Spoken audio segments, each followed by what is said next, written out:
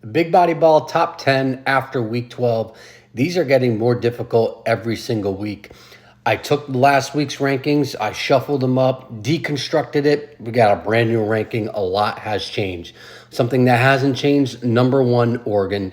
They went on the road, they beat Wisconsin. Now, that's not a fantastic win. Wisconsin's not a fantastic team, but that was Oregon's eighth game in a row, traveling a good distance to play a competent Wisconsin team. So while it wasn't pretty, they still got the job done.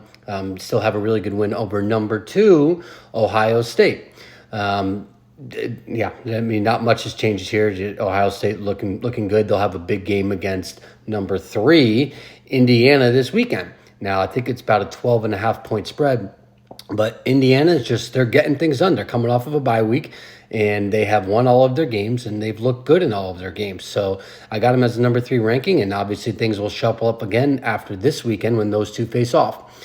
And here's where it gets a little hairy.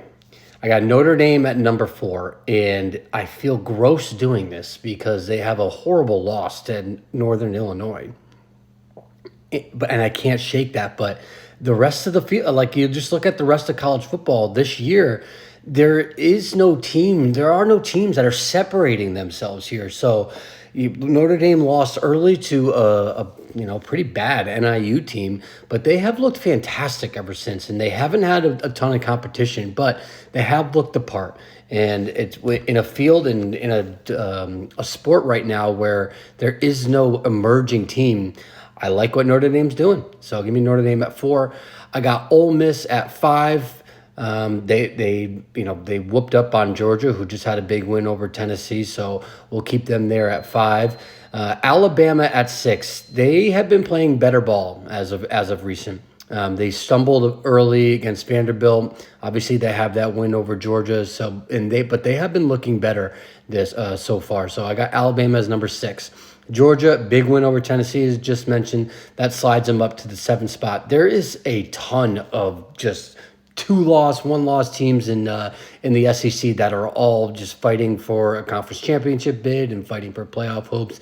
And it is really hard to separate these guys. But I have Ole Miss, Alabama, and Georgia as probably the top three right now.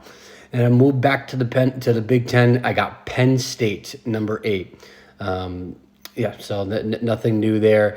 SMU as number nine. They squeaked by a win over Boston College by 10 points. It didn't look pretty, but again, they have been looking good all year. I like Kevin Jennings and what they're doing on offense. So I got them as number nine. I think they're the best ACC team right now. And then we got Tennessee coming in at number 10. Tough loss, Georgia, on the road. You're tied at halftime.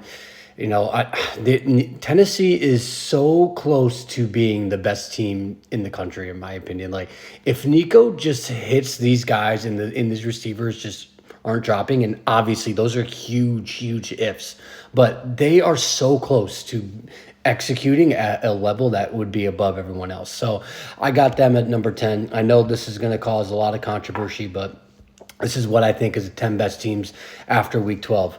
Follow Big Body Ball CFB on all socials.